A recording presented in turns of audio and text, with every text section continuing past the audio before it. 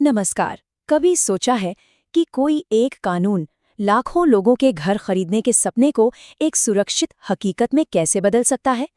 आज हम बात करेंगे रेरा की। जी हाँ, वही कानून जिसने भारत के रियल एस्टेट बाजार की, कह सकते हैं, पूरी तस्वीर ही बदल कर रख दी। तो चलिए समझते हैं कि ये सब कैसे हुआ। अब देखिए, रेरा को ठीक से समझना है ना, तो पहले उस दौर में चलना होगा जब ये कानून था ही नहीं। जरा कल्पना कीजिए एक ऐसी दुनिया की जहां अपने सपनों का घर खरीदना एक सपने जैसा नहीं, बल्कि एक बुरे सपने जैसा था।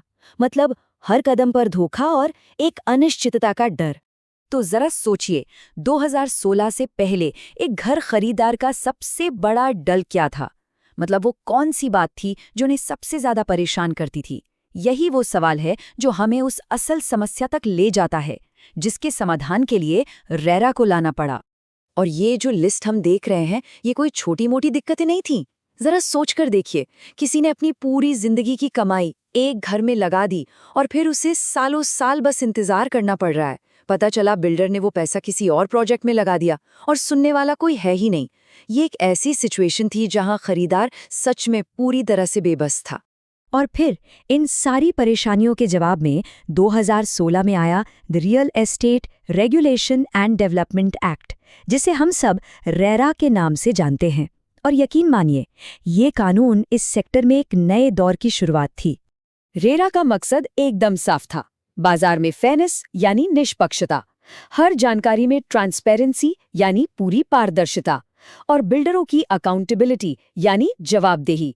बस ये 3 पिलर्स थे जिन्होंने इस सेक्टर की नींव को हमेशा के लिए मजबूत कर दिया। तो सवाल ये है कि ये कानून आखिर काम कैसे करता है?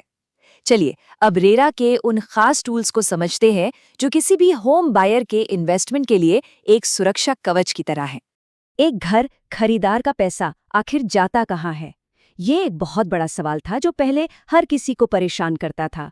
भाई, जो पैसा दिया है वो उसी प्रोजेक्ट पर लग भी रहा है या नहीं? रेरा ने इसका एक बहुत ही सॉलिड जवाब दिया, 70%। बस ये एक नंबर रेरा का सबसे मजबूत हथियार है।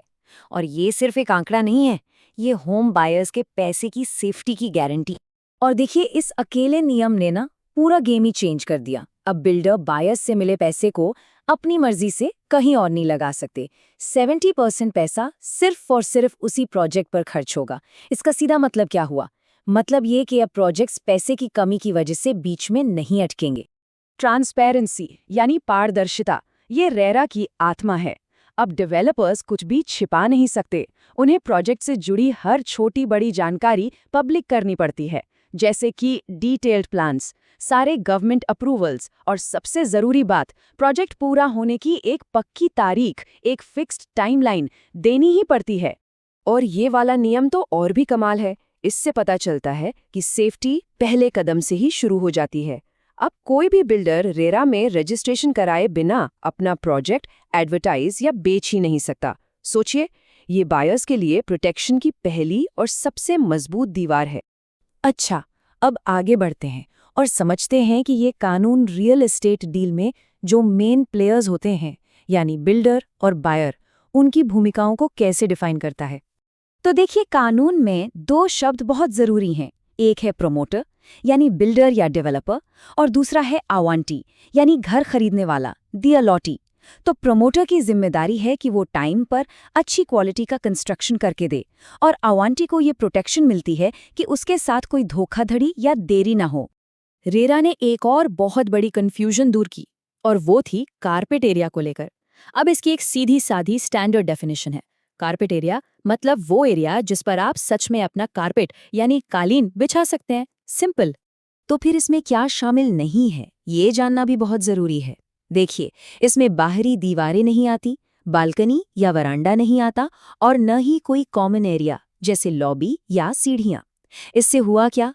इससे बिल्डरों का वो सुपर एरिया वाला जो खेल था ना, वो पूरी तरह से बंद हो गया। इसका सीधा सा मतलब है कि अब एक बायर सिर्फ उस स्पेस के पैसे देता है जिसमें वो असल में रहने वाला है। है ना ये ट्रांसपेरेंसी की एक जबरदस्त मिसाल। तो इन सब का असर क्या हुआ? रेरा का मार्केट पर क्या इम्पैक्ट पड़ा? कह सकते हैं कि इसने बाजार के काम करने के तरीके को फंडामेंटली, मतलब जड़ से ही बदल दिया है। पहले क्या था कि सारा पावर, सारी शक्ति बिल्डरों के हाथ में थी। रेरा ने उस पावर बैलेंस को ठीक किया है। अब ये एक बैलेंस्ड रिश्ता है, एक लेवल प्लेइंग फील्ड है, जहां बायर के अधिकार भी उतने ही मायने रखते हैं जितने बिल्डर के। ये जो लाइन है ना, ये रेरा के पूरे सार को, उसकी आत्मा को एकदम सही से बताती है कि ये सिर्फ एक कानून नहीं है, ये रियल एस्टेट सेक्टर में ट्रांसपेरेंसी, अकाउंटेबिलिटी और एफिशिएंसी लाने का एक बहुत मजबूत जरिया है।